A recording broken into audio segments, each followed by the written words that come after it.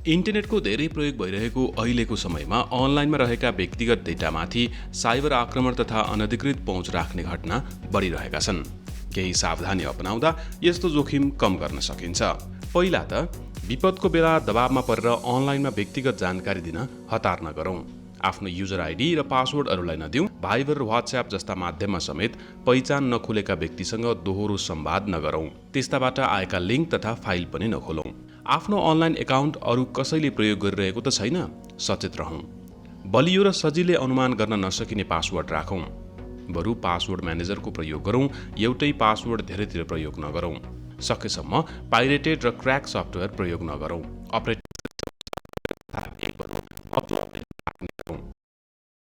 सक्ने वेबसाइट नहेरौँ। विश्वसनीय एन्टिभाइरसको प्रयोग गरौँ। वेब ब्राउजरमा एड ब्लक राख्ने गरौँ। जनचेतनाका लागि नेपाल दूरसञ्चार प्राधिकरणबाट जारी सन्देश।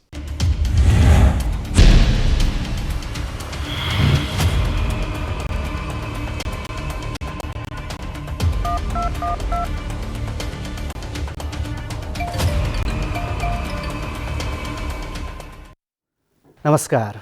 कार्यक्रम कोभिड हटलाइनमा यहाँलाई स्वागत छ।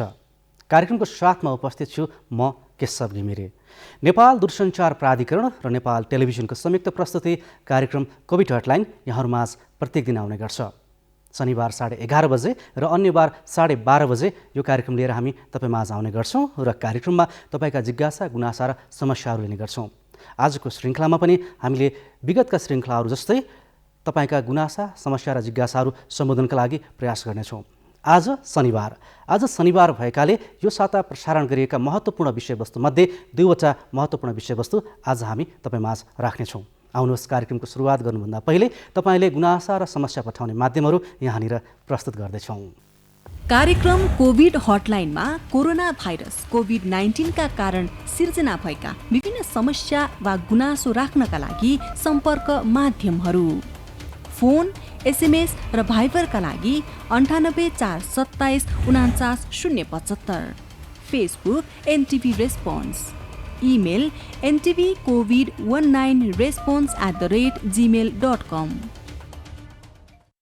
कोभिड-19 को संक्रमण बढ्दै गर्दा जुन लकडाउन गरियो र लकडाउनको समयमा लैङ्गिक हिंसाका घटनाहरू वृद्धि भए भनेर समाचारहरू आइरहेका थिए। अहिले लैङ्गिक हिंसा विरुद्धको राष्ट्रिय अभियान मनाइरहेको छ र यो अवस्थामा भइरहेको घरेलु हिंसा या भनौँ लैङ्गिक हिंसाको अवस्था कस्तो छ र तिनको समाधानका लागि के कस्ता प्रयास भइरहेका छन् र लैङ्गिक हिंसा हुनुमा के लकडाउन पहिलो कारण थियो, यो विषयमा पनि हामीले यो साता कुराकानी गरेका थियौँ। आउनुहोस्, यो साता हामीले राष्ट्रिय महिला आयोगकी सचिव शान्ता अधिकारीसँग यिनै विषयवस्तुमा सम्बन्धित रहेर कुराकानी गरेका थियौँ। अब क्रममा उहाँसँग गरिएको कुराकानी तपाईँमाझ प्रस्तुत गर्दैछौँ।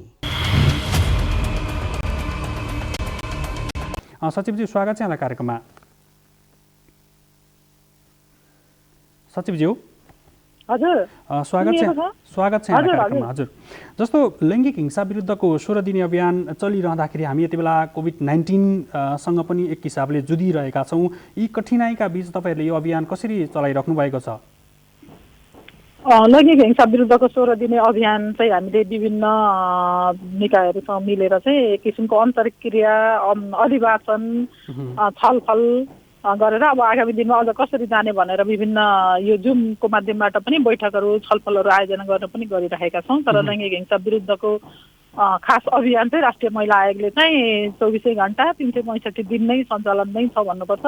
हामीले 1145 हेल्पलाइन सेवा पनि सधैँ खुल्ला राखेका छौँ। जस्तो अब कोभिडको समयमा मैले अलिकति प्रसङ्गलाई कोभिडसँग पनि जोड्न चाहेँ। जसरी कोभिडको समयमा, लकडाउनको समयमा विभिन्न खालका लैङ्गिक हिंसाका गुनासाहरू र त्यस्ता खालका समस्याहरू हामीलाई पनि प्राप्त हुने गरेका थिए र विशेष गरी कोभिडको समयमा चाहिँ तपाईँहरूले यो अहिले अभियान चलाइरहँदाखेरि पक्कै पनि यो विषयमा समीक्षा त गर्नुभयो होला।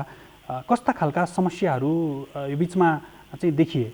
विशेष गरी कोभिडको कारणले गर्दाखेरि लैङ्गिक हिंसालाई झन् प्रोत्साहन हुन सक्ने खालका अवस्थाहरू सिर्जना भए कि कसरी मूल्याङ्कन गर्नुभएको छ यहाँले? राष्ट्रिय महिला आयोगले चाहिँ लैङ्गिक हिंसा भन्दा पनि खास गरी महिलामाथि हुने हिंसाको चाहिँ सम्बोधनको लागि 1145 हेल्पलाइन पनि चलाइराखेको हुनाले त्यहाँ आएका केसहरूको आधारमा हामी भन्न सक्छौँ कि कस्ता खालका कुराहरू बढी भयो भनेर। हामीले चाहिँ लकडाउनको बेलादेखि नै यो अत्यावश्यक सेवामा नपरेको भए तापनि हामीले सेवा दिइरहेको सेवालाई चाहिँ निरन्तर राखौँ, किनभने अरू सेवा प्रदायक निकायहरूको सेवा पनि खुम्चेको अवस्था थियो त्यति बेला। कम्तीमा फोनबाट भए पनि उहाँहरूको समस्या सुन्ने र उहाँहरूलाई चाहिँ समाधानको लागि आवश्यक सहयोग पुर्याउने हामीले प्रयत्न गरेका थियौँ। धेरै जसो अब महिलामाथि साबिकदेखि नै जुन हुँदै आएको छ नि, कुटपिट, मानसिक तनाव दिने, खान लाउन नदिने, अनि घरबाट निकाल्ने अथवा कोठामा छोडिदिने। अहिले चाहिँ निकाल्ने भन्दा पनि आफै श्रीमानले चाहिँ छोडिदिएर हिँड्ने कि गर्भवती छ अथवा एक्लै छोडिदिएर हिँडेको छ, खाने लाउने केही पनि नभएको अवस्था त्यस्तो पनि देखियो। अनि बोक्सीको आरोप लगाउने समुदायमा चरित्र हत्या गर्ने, अरू बाहिरको अरू धेरै मान्छेहरूलाई गएर भन्न भेला गरेर केही प्रेसर दिन नसक्ने अवस्थामा नजिकको चाहिँ पीडकहरूबाट त्यस्तो खालको घटनाहरू पनि आयो र कतिपय चाहिँ लिभिङ टुगेदरमा राख्ने अनि पछि त्यति बेलै चाहिँ छोडिदिएर हिँड्ने, अब उसको कानुनी रूपमा लड्ने प्रमाण पनि नहुने, अब कतिलाई गर्भवती बनाएर बालिकाहरूलाई गर्भवती बनाएर छोडिदिएर बच्चा पाएर बस्नु परेको अवस्था पनि छ। कतिको कानुनी कागजातहरू केही पनि नहुने, जन्म दर्ता, विवाह दर्ता, सम्पत्तिको अधिकार अब कुनै पनि केही कानुनी रूपमा उसले पाएको छैन होइन, नागरिकतै छैन, त्यस्तो खालको पनि आयो। बहुविवाहको कुरा पनि आइरहेको छ होइन। वैवाहिक बलात्कारको केसहरू पनि आएको थियो। त्यो चाहिँ घरमै सधैँ बस्दै गरेर धेरै टर्चर दिएर खप्नै नसकेर अब म के गरौँ भन्ने खालको फोनहरू पनि हाम्रो 11:45 आएको हामीले पाएका छौँ। र यो फरक चाहिँ के भयो पहिला भन्दा भनेर हेर्नुहुन्छ भने पहिला चाहिँ अब केही घटना भयो भने उजुर गर्न जाने ठाउँहरू हुन्थ्यो। अहिले चाहिँ सबै सेवाहरू बन्द भएको कारणले अथवा घरबाट चाहिँ कोभिडको कारणले निस्किन नपाएको कारणले उहाँहरूले कहीँ गएर केही लिनलाई सेवा लिन अथवा आश्रयमा जान बस्नलाई पनि कठिन भएको अवस्था थियो। हामीले चाहिँ त्यस्तो पाएका थियौँ। जस्तो अब कोभिडको समयमा भएका कतिपय यहाँकै भनाइअनुसार पनि कतिपय त्यस्ता घटनाहरू घरभित्र एक किसिमको टचर भयो, त्यहाँबाट मानसिक रूपमा दिएका र शारीरिक रूपमा दिएका जुन खालका समस्याहरू थिए ती समस्याहरू चाहिँ तपाईँहरूले जुन अघि तपाईँले भनिरहेको 11:45 सम्पर्क गर्दाखेरि अथवा उहाँहरूले त्यो गुनासो कतिपय अवस्थामा त त्यो गुनासो राख्नको लागि आँट गर्न नसक्ने महिलाहरू पनि यति बेला नेपालमा अथवा हामीले कतिपय अवस्था त्यस्तो पनि देख्ने गर्छौँ होइन। उहाँहरूको लागि चाहिँ के कस्तो अथवा त्यस्तो वातावरण सिर्जना गर्न सक्ने खालका कार्यक्रमहरू केही छन् त? यो चाहिँ अब अहिले अब लकडाउनको समयमा चाहिँ अरू प्रत्यक्ष समुदायमा गएर त्यस्तो अग्निकरण गर्ने उहाँहरूलाई गर्ने खालको कामहरू गर्न पाइएन। तर के भयो भने सहेर नबस्नु 11:45 फोन गरौँ भनेर हामीले धेरै व्यापक रूपमा यो फोन कलबाट पनि सुविधा लिनलाई धेरै नै चाहिँ सूचना प्रवाह गरेका थियौँ। त्यो अनुसार फोन कलहरू पनि हाम्रो धेरै नै बढ्यो। हामीले दुईवटा अवस्थालाई 8 महिनाको दुईवटा हेरेका थियौँ। एउटा श्रावणदेखि फागुनसम्मको डाटा र चाहिँ चैत्रदेखि अहिले कार्तिकसम्मको डाटा हेर्दाखेरि फोन पहिला 3519 थियो भने अहिले 6422 फोन कल आएकोबाट पनि यो यसमा चाहिँ बढेको छ। अब अरू कार्यक्रमहरू चाहिँ धेरै गर्न सकेको छैन। हामी चाहिँ यसपालि चाहिँ अब सामुदायिक रेडियो एफएमहरूबाट पनि समुदायको तलसम्म पनि अब राष्ट्रिय महिला आयोगबाट भइरहेका कामको बारेमा अथवा नेपाल सरकारबाट भएका कामहरूको बारेमा जानकारी गराउनलाई त्यो खालको कामहरू पनि गर्दैछौँ। र के चाहिँ अहिले हामीले सबैतिर बन्द हुँदा पनि कम्तीमा फोनबाट भए पनि उहाँहरूलाई समाधान गरौँ भनेर फोन कल लिने गर्छ। फोनबाट दिँदा पनि हामीले आश्रय सेवा पनि आवश्यक परेको ठाउँमा संस्थामा रिफर गरेर आश्रय सेवा पनि दिन्छौँ। मनोसामाजिक परामर्श सेवा पनि दिन्छौँ। हामीले 536 जनालाई 1294वटा सेसन चलाएको थियौँ होइन। कानुनी परामर्श पनि दिन्छौँ हामी। हाम्रो संस्थासँग पनि साझेदारी छ। हाम्रो आयोगमा पनि लिगल अफिसरहरू हुनुहुन्छ। उहाँहरूले 536 जनालाई नै 790 पटक लिगल सेसनहरू पनि उहाँहरूलाई दिनुभएको थियो होइन। अरू अब कतिपय मानसिक समस्या भएकोलाई अथवा औषधि नै गर्नुपर्नेलाई पनि औषधि उपचारको व्यवस्था पनि मिलाइएको थियो। त्यो हाम्रो कोसिस के अरे टिपिओ नेपालसँग साझेदारी पनि छ होइन। परिवारमा रिइन्टिग्रेसन गर्ने पनि हामीले 13 जनालाई गराएका छौँ। र अन्य निकायहरू अब धेरै जसो पुलिसमा जाने अब आपराधिक घटनाहरू चाहिँ धेरै पुलिसमा नै रिफर गर्छौँ हामी। र अदालतमा उपस्थित भएर चाहिँ अब भनौँ न बहस गरिदिने कागजात बनाइदिने काम पनि 209वटा केसमा हामीले गरेका थियौँ। त्यति बेला लैङ्गिक हिंसा विरुद्धको 16 दिने अभियान चलिरहँदाखेरि लैङ्गिक हिंसाको कारण चाहिँ हामीलाई थाहा छ। धेरै कुराहरू थाहा हुँदै पनि ती कारणहरू जसको कारणले गर्दाखेरि न्यूनीकरण गर्नको लागि कठिन भइरहेका छन्। कस्ता खालका कारणहरू चाहिँ यहाँहरूले जटिल रूपमा देख्नु भएको छ? अब जनरल नै भन्नुपर्दाखेरि चाहिँ एउटा समाजमा रहेको पुरुषवादी सोच भनौँ न लैङ्गिक विभेदकारी सोच नै मुख्य कारण हो, जसले गर्दा महिलाले चाहिँ अलिकति सहेरै बस्नुपर्ने, धेरै महिलाले गरेको कामको आर्थिक मूल्याङ्कन पनि नहुने, उनले जति काम गरे पनि जस नपाउने कारणले पनि एक किसिमको विभेद भइरहेको। अनि अहिले चाहिँ कोभिडको कारणले चाहिँ घरभित्रै सीमित भएर सबै परिवारहरू एकै ठाउँमा बस्दाखेरि कामको बोझ अझ बढ्ने र बिस्तारै अहिले चाहिँ अब महिला अधिकारको कुरा, महिलाको हक अधिकार, कानुनी कुराहरू पनि महिलाहरू थाहा पाउँदै गइसकेपछि त्यसको विरोध गर्न सुरु गर्नुभयो। अब सुरु गरेपछि हिंसाको घटनाहरू बढ्ने जब नबोलुन्जेल सहन्जेल बरु नआउने, तर विरोध गर्यो भने हिंसाको घटना बढ्ने गरेको पाइएको छ। त्यसमा चाहिँ अब मुख्य महिलाको परनिर्भरता पनि हो। आर्थिक परनिर्भरताको कारणले पनि महिलाले चाहिँ हिंसा सहेर बसिरहनु परेको छ। आफ्नो खुट्टामा उभिन नसक्ने, आफ्नो सिप क्षमता नहुने र आम्दानीका स्रोतहरू अहिले घटेका पनि छन्। अब कोभिडको कारणले आम्दानीका स्रोतहरू घटे र महिलाहरू फेरि धेरै जस्तो चाहिँ अनौपचारिक क्षेत्रमा काम गर्ने महिलाहरूको चाहिँ रोजगारी पनि गुमेको कारणले पनि चाहिँ यसरी हिंसाको घटनाहरू बढिरहेको देखिन्छ। र अब हिंसाको मुख्य पहिल्यैदेखिको चाहिँ हाम्रो परम्परागत मूल्य मान्यता सोच चाहिँ महिलाले अब घरको कुराहरू बाहिर ल्यायो भने घरको इज्जत जान्छ, प्रतिष्ठामा आँच आउँछ, महिलाले सहेर बस्नुपर्छ, महिला घरभित्र बस्ने हो भन्ने खालकै कुराको कारणले पनि वर्षौँदेखि थिचोमिचो अन्याय अत्याचार र हिंसा हुँदै आएको देखिन्छ। अब यो लैङ्गिक हिंसा विरुद्धको 16 दिने अभियान भनिरहँदाखेरि अब यसमा महिला मात्रको पनि कुरा नहोला, त्यसमा पुरुष हिंसाका पनि पछिल्लो समय घटनाहरू बढ्दै गएका छन्। यसतर्फ चाहिँ तपाईँहरूले केही सोच्नु भएको छ अथवा केही त्यस्ता अभियानहरू, त्यस्ता खालका गुनासाहरू? यो लकडाउनकै समयमा पनि कतिपय पुरुष हिंसाका घटनाहरू हामीलाई पनि प्राप्त भएका थिए होइन, केही सोच्नु भएको छ यो विषयमा? सोच्न त भनौँ न, अब पुरुषहरू पनि हिंसामा पर्नु हुँदैन, महिलाहरू पनि पर्नु हुँदैन। कोही पनि एउटा सभ्य, सुसंस्कृत, सुरक्षित घर परिवार समुदायमा सबै बस्न पाउनुपर्छ भन्ने कुरा हो। अब पुरुषहरू पनि अन्यायमा पर्नुभयो, हिंसामा पर्नुभयो कुराहरू आइरहेको छ। तर राष्ट्रिय महिला आयोग आफैले चाहिँ पुरुषहरूको केसहरूमा कारवाही गर्न मिल्दैन, हामीले सहयोग पुर्याउन पाइँदैन, कानुनी रूपमा पनि हामीलाई त्यो अधिकार छैन। र कतिपय चाहिँ पुरुषहरूले पनि महिलाहरूले चाहिँ सम्पत्ति सबै लिएर अर्को पुरुषसँग गएको, अलि अलपत्र परेको, खास गरी वैदेशिक रोजगारीमा गएका पुरुषहरू चाहिँ फर्केर आउँदाखेरि केही पनि नभएको भन्ने खालका कुराहरू आउँछन्। हाम्रो आयोगमा चाहिँ लिखित रूपमा हामीले उजुरी नलिएको भएर धेरै आउँदैनन्। अब हुलाकबाट त्यस्तो आएको मात्रै, केही दर्ता भएको मात्रै हो।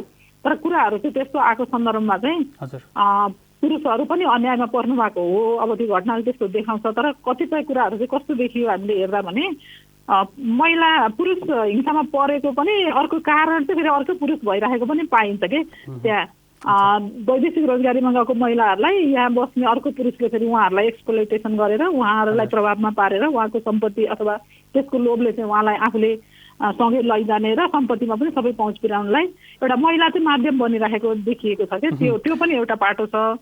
अब पुरुषहरूलाई फेरि त्यति उजुरी गर्न भन्नलाई पनि त्यति सहज छैन र उजुरी गर्ने ठाउँ पनि छैन अहिले साँच्चै भन्नुहुन्छ भने। विभिन्न आयोगहरू त बनेका छन्, तर पुरुषहरूले चाहिँ कहाँ गएर उजुरी गर्ने भन्ने खालको चाहिँ के चाहिँ प्रहरीकैमा जानु पर्यो, प्रहरी बाहेक अरूतिर गएर त्यति गर्न पाउने अवस्था नभएको हुनाले धेरै घटना नआएको नै हुनसक्छ। तर झट्टै हेर्दाखेरि चाहिँ कतिपय आएको चाहिँ हामीले देख्छौँ। हामी कहाँ आएको थियो एक दुईवटा पुरुषलाई चाहिँ अन्याय भयो भनेर, तर पछि हामीले बुझ्दै जाँदा चाहिँ त्यो पुरुषले उल्टो त्यही महिलालाई नै अन्याय गरेको छ र आफू बस्नलाई चाहिँ अर्को बाटो लिएको जस्तो पनि हामीले पाएका छौँ। हुन्छ, यहाँको महत्त्वपूर्ण समय र जानकारीको लागि धेरै धेरै धन्यवाद। यसै गरी यो साता हामीले उठाएको अर्को विषय थियो अपाङ्गता भएका व्यक्तिहरूसँग सम्बन्धित। कोरोना भाइरसको महामारी सुरु भएदेखि अपाङ्गता भएका व्यक्तिहरू पनि प्रभावित भएका छन् र तथ्याङ्क अनुसार अपाङ्गता भएका व्यक्तिहरूमध्ये 40% व्यक्तिहरूले रोजगारी गुमाएको बताइएको छ। हामी यही विषयमा रहेर कुराकानी गरेका थियौँ राष्ट्रिय अपाङ्ग महासङ्घका उपाध्यक्ष रमा ढकालसँग। आउनुहोस् अब क्रममा ढकालसँग गरिएको कुराकानी यहाँहरूमाझ प्रस्तुत गर्दैछौँ। उपाध्यक्षज्यू, यहाँलाई कार्यक्रममा स्वागत छ। धन्यवाद। जस्तो पछिल्लो समय जुन कोरोनाको महामारी भइरहँदा अन्य क्षेत्र जस्तै अपाङ्गता भएका व्यक्तिहरू पनि यसबाट प्रभावित हुनुभएको छ। कति छ यो सङ्ख्या र यसको व्यवस्थापन कसरी हुँदैछ, यहीँबाट कुराकानी सुरु गरौँ। चाहन्छु र धेरै धेरै धन्यवाद यो मौका दिनुभएकोमा। म सर्वप्रथम सबैजनालाई 29औँ अपाङ्गता भएका व्यक्तिहरूको दिवसको उपलक्ष्यमा शुभकामना व्यक्त गर्न चाहन्छु र हामी अब नेपाल सरकारको जनगणना अनुसार विश्वमा अपाङ्गता भएका व्यक्तिहरू चाहिँ नेपालमा चाहिँ 1.94% छौँ र अहिले कोभिडले गर्दाखेरि चाहिँ हामी अलि धेरै नै पछाडि परिरहेको अवस्था छ। किन भन्दाखेरि अब हामी अपाङ्गताभित्र पनि विविधता भएको कारणले गर्दाखेरि चाहिँ यो सबै भोग्न चाहिँ हामी बाध्य छौँ। जस्तो विशेष गरेर हामी जो चाहिँ व्हिलचेयरमा 24 घन्टा हामीलाई बस्नुपर्छ, त्यो कारणले गर्दाखेरि चाहिँ हामीलाई अलि धेरै गाह्रो भइरहेको छ। हामी आफै हिँडडुल गर्न नसक्ने, अरूको 24 घन्टा अरूको सहायता लिएर बस्नुपर्ने भएको कारणले गर्दाखेरि चाहिँ हामीलाई बढी गाह्रो भइरहेको अवस्था छ। र अब हुन त सरकारले स्वास्थ्यको मापदण्ड अपनाएर, सुरक्षाको मापदण्ड अपनाएर चाहिँ बाहिर निस्किने भने तापनि हामीलाई चाहिँ त्यो पूर्ण पालना गर्न पनि गाह्रो भइरहेको छ। किन भन्दाखेरि चाहिँ अपाङ्गता भएका व्यक्तिहरूलाई 24 घन्टा सहयोगी चाहिने र हामी व्हिलचेयरमा बसेर गुड्नुपर्ने भएको हुनाले अरूको सहायता बिना गुड्न नसक्ने, त्यस्तै गरेर हामी अरू विविधता अपाङ्गताको कारणले गर्दाखेरि चाहिँ हामीलाई कोभिडले चाहिँ बढी मारमा पारिरहेको अवस्था छ। जस्तो अब यस्तो समस्या झेलिरहेकाहरूको लागि अब उनीहरूलाई स्वास्थ्य सुरक्षा दिनको लागि भनौँ, अर्को कुरा रोजगारी र अन्य व्यवस्थापनको लागि महासङ्घले के कस्तो खालको पहल गरिरहेको छ? हजुर, हामीले राष्ट्रिय अपाङ्ग महासङ्घले जब चाहिँ कोभिड सुरु भयो, कोभिड सुरु भइसकेपछि हाम्रो मन्त्रालय जुन हामीसँग समन्वय गरेर काम गरिरहेको थियो, यो महिला बालबालिका तथा समाज कल्याण, महिला बालबालिका तथा ज्येष्ठ नागरिक मन्त्रालयसँग समन्वय गरेर हामीले चाहिँ गाइडलाइन बनाउने, यो कोभिड भएको बेलामा कसरी हामी बस्नुपर्छ, कसरी सरकारले काम गर्नुपर्छ भन्ने विषयमा हामीले गाइडलाइन बनायौँ। त्यस्तै गरेर हाम्रो जो अपाङ्गताभित्रको पनि विविधता भएको कारणले गर्दा चाहिँ हामीसँग बहिरा साथीहरू हुनुहुन्छ, उहाँहरूको लागि चाहिँ हामी साङ्केतिक भाषा दोभाषी राख्ने कार्यक्रमहरू गऱ्यौँ। र त्यस्तै गरेर हामीले केही वडाहरूसँग, नगरपालिकाहरूसँग समन्वय गरेर अपाङ्गता भएका व्यक्तिहरू जो देशभरमा छरिएका छन् उहाँहरूलाई चाहिँ राहत चाहिँ प्रदान गर्ने पनि कामहरू गऱ्यौँ। र त्यस्तै गरेर अहिले चाहिँ अपाङ्गता भएका व्यक्तिहरू धेरै चाहिँ उसमा कोठा लिएर बसिरहेको अवस्था छ र उहाँहरूलाई धेरै नै समस्या परिरहेको छ। त्यसको लागि चाहिँ हामीले उहाँहरूको त्यो जुन कोठा भाडा छ त्यसलाई कसरी चाहिँ हामीले चाहिँ के गर्न सकिन्छ भन्ने कुरामा चाहिँ हामी अलिक विचार गरिरहेको छौँ र जीविकोपार्जनको कार्यक्रमहरू चाहिँ एकदमै गर्नुपर्ने हामीले देखेको छौँ। किन भन्दाखेरि चाहिँ जीविकोपार्जन भयो भने उहाँहरू आफै चाहिँ, जस्तो पहिला चाहिँ 10 वर्ष अगाडि फर्केर हेर्दाखेरि चाहिँ हामी अलिकता केही किसिमको सबल भइसकेको थियौँ, हामीले चाहिँ हाम्रो हातमा सिप थियो, हामीले काम गर्न सुरुवात गरिसकेको थियौँ होइन। तर अहिले यो कोभिडले गर्दाखेरि चाहिँ फेरि त्यो पहिलाकै अवस्थामा चाहिँ हामी कोही पुग्न थालिसकेका छौँ। त्यो कारणले चाहिँ हामीले अब जीविकोपार्जनको कार्यक्रमहरू गर्न चाहिँ एकदमै धेरै जरुरी देखेको छौँ र हामीले गर्नुपर्छ भनेर सरकारसँग चाहिँ हामीले त्यो कुराहरू चाहिँ गरिरहेको छौँ। जस्तो अपाङ्गता भएका व्यक्तिहरूमा पनि विविधता छ र उहाँहरूको भिन्न भिन्न खालको असहजता रहने गर्छ, त्यसमा चाहिँ सहायताको पनि आवश्यकता पर्छ। र यस्तो अवस्थामा दृष्टिको कुरा हुन्छ, कानबाटै नसुन्ने कुरा हुन्छ, यिनलाई अब चेतना पनि बढाउनको लागि अब उनीहरूसँग त्यो म्यासेज पुर्याउनको लागि पनि समस्या छ। यसको लागि के गर्दै हुनुहुन्छ? कसरी उनीहरूलाई चाहिँ सहज अथवा सजग बनाउने गरिन्छ? हामीले विशेष गरेर अब हामी त 7वटा प्रदेशमा छौँ राष्ट्रिय अपाङ्ग महासङ्घ होइन। त्यस कारण चाहिँ हाम्रो प्रदेश कार्यालयहरूले पनि यो विषयमा अपाङ्गता भएका व्यक्तिहरूप्रति जुन नकारात्मक धारणा छ त्यो विषयमा पनि हामी चाहिँ एकदम व्यापक रूपमा चाहिँ हामीले जनचेतनामूलक कार्यक्रमहरू 7वटा प्रदेश मार्फत चाहिँ गर्दैछौँ। र अर्को कुरा चाहिँ हाम्रो मेरुदण्ड जो चाहिँ हाम्रो मेम्बर अर्गनाइजेसन भन्छौँ हामी, हाम्रो सदस्य संस्थाहरूबाट पनि यो अपाङ्गता भनेको पूर्वजन्मको पाप होइन, यो चाहिँ जो कसैलाई पनि हुनसक्छ भन्ने किसिमको कुराहरू चाहिँ उहाँहरूलाई चाहिँ हौसला मौका दियो भने उहाँले जे पनि काम गर्न सक्नुहुन्छ भन्ने किसिमको कुराहरू चाहिँ हामीले व्यापक जनचेतनामूलक चाहिँ कार्यक्रमहरू गर्दै पनि आइरहेको छौँ। र हाम्रो यो चाहिँ यो कार्यक्रम चाहिँ हाम्रो पहिलो जनवकालत भन्ने कार्यक्रम चाहिँ हामी सधैँ नै गरिरहेको हुन्छौँ र पहिलाको तुलनामा चाहिँ अहिले धेरै नै परिवर्तन पनि आएको छ। जस्तो अहिले चाहिँ तपाईँको 3 तहको सरकार भइसकेको अवस्थामा चाहिँ नगरपालिकाहरूले केही न केही रकमहरू छुट्याउन थालिसकेको अवस्था छ अपाङ्गता भएका व्यक्तिहरूको संस्थाको लागि होइन। त्यो कारणले गर्दाखेरि चाहिँ उहाँहरू पनि सचेत भएर चाहिँ तपाईँको चाहिँ जिल्ला समन्वय अपाङ्ग जिल्ला समन्वय समिति भनेर बनिसकेको छ, त्यहाँबाट चाहिँ नि अपाङ्ग परिचय पत्र वितरण गर्ने अवस्थाहरू आइसकेको छ। त्यो कारणले चाहिँ पहिला हेरी अहिले चाहिँ केही न केहीको चाहिँ सुधार भएको चाहिँ हामीले पाइरहेको छौँ। जस्तो उपाध्यक्षज्यू, अब अपाङ्गहरूले धेरै कुराहरू प्राप्त गर्नको लागि सरकारले पनि त्यो खालको वातावरण या भनौँ संरचनाहरू बनाइदिइरहेको छ। त्यो अनुसार तपाईँहरूले पनि सहजताको लागि आवाज उठाइराख्नु भएको छ। अहिले पछिल्लो समयमा अपाङ्गता भएका पनि कुन खालको अपाङ्ग भएका व्यक्तिहरू बढी प्रभावित हुनुहुन्छ कोभिडबाट र उनीहरूको लागि के गर्नुपर्ने तड्का र आवश्यकता छ? अब अहिले हामी कोभिडको सेरोफेरोमा भएको हुनाले चाहिँ बढी कोभिडमा चाहिँ बढी चाहिँ जस्तो बहु अपाङ्गता भएका दाजुभाइ दिदीबहिनीहरू पर्नुभएको छ। त्यस्तै गरेर अर्को चाहिँ नि हाम्रो हामी चाहिँ स्पाइनल कर्ड इन्जुरी भन्छौँ, यो भएको व्यक्तिहरू चाहिँ बढी उसमा पर्नु भएको छ। र त्यस्तै गरेर जसलाई 24 घन्टा चाहिँ नि सहायक सामग्री अथवा पर्सनल एसिस्टेन्ट भन्छौँ हामी, सहयोग के भन्छ व्यक्तिगत सहयोगी चाहिन्छ, उहाँहरू चाहिँ बढी मारमा पर्नु भएको छ होइन।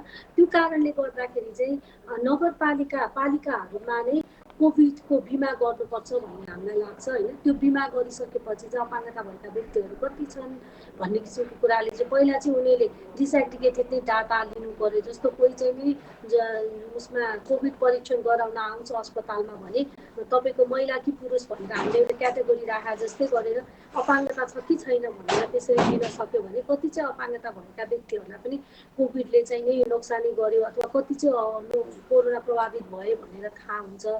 डिसएग्रिगेटेड डाटा लिनु पर्यो। त्यस्तै गरेर अर्को चाहिँ नि नगरपालिकाले चाहिँ बिमा गरिदिनु पर्यो, कोभिड बिमा गरिदिनु पर्यो। र अर्को चाहिँ नि तपाईँको चाहिँ जीविकोपार्जन सम्बन्धी कामहरू चाहिँ गर्नु पर्यो। जस्तो अहिले चाहिँ अब राहत वितरण त हामीले कहिले अब हामी सङ्घ संस्थाहरूले पनि गरिरहेको छौँ, बाहिर अन्तर्राष्ट्रियले पनि सहयोगी संस्थाहरूले पनि गरिरहनु भएको छ। तर नेपाल सरकारले चाहिँ जीविकोपार्जन सम्बन्धी चाहिँ कामहरू गर्नु पर्यो ताकि अपाङ्गता भएको व्यक्तिहरू चाहिँ सधैँ परिवार समाजलाई चाहिँ बोझ हो भनेर चाहिँ बस्न नपरोस् भन्ने चाहिँ लाग्छ मलाई। त्यस कारण जीविकोपार्जनको कामहरू चाहिँ ल्याउन एकदमै जरुरी छ। जस्तो तपाईँले अघि स्थानीय तहबाट बिमा हुनु पर्यो भन्नुभएको थियो, त्यो खालको बिमा चाहिँ भएको छैन अहिलेसम्म? अहिलेसम्म चाहिँ हामीलाई थाहा छैन। जस्तो हामीले चाहिँ कुनै पर्सनल व्यक्तिगत बिमाहरू हामीले थाहा पाएर हामी आफैले कसैले 1-2जनाले अथवा 10-12जना अपाङ्गता भएको व्यक्तिहरूले गरेको होला। तर यो कुरा चाहिँ नि नगरपालिकाले नै सुरु गर्यो भनेदेखि चाहिँ एकदमै राम्रो हुन्छ, किनभने नगरपालिकामा पनि रेकर्ड रहन्छ र अपाङ्गता भएको व्यक्तिहरूलाई कोरोना लाग्यो भनेर भन्ने बित्तिकै चाहिँ उहाँहरूले अस्पतालहरू मैत्री बनाउनु पर्यो, क्वारेन्टाइनको ठाउँहरू मैत्री बनाउन सक्नुहुन्छ होइन भनेदेखि उहाँहरूलाई अब कति कसरी बसिरहेछ भन्ने किसिमको ज्ञान पनि नहुन सक्छ। त्यो कारणले गर्दाखेरि चाहिँ अब महिला मात्र भनेर पनि भएन, महिलाभित्र पनि विविधता छ। त्यो क्वारेन्टाइन बनाउँदाखेरि चाहिँ त्यो अपाङ्गताको विविधतालाई ध्यानमा राखेर चाहिँ क्वारेन्टाइनहरू गराउनु पर्यो ताकि उनीहरूलाई चाहिँ हिंसा नहोस्, ताकि उनीहरू चाहिँ नि म अपाङ्गता भएको व्यक्ति भएको कारणले मलाई यिनीहरूले चाहिँ फरक व्यवहार गर्यो भनेर भन्न नपरोस् भन्ने लाग्छ। धन्यवाद छ यहाँलाई समयको लागि। हस्, धेरै धेरै धन्यवाद हजुरहरूलाई। दर्शकवृन्द, तपाईँ पनि आफूसँग भएका समस्या गुनासाहरू हामी माझ पठाउन सक्नुहुन्छ। तपाईँका समस्या र गुनासा पठाउने माध्यम यहाँनिर हामी प्रस्तुत गर्दैछौँ। कार्यक्रम कोभिड हटलाइनमा कोरोना भाइरस कोभिड-19 का कारण सिर्जना भएका विभिन्न समस्या वा गुनासो राख्नका लागि सम्पर्क माध्यमहरू: फोन, एसएमएस र भाइबरका लागि 98 427 49 075, Facebook NTV response, email ntvcovid19response@gmail.com।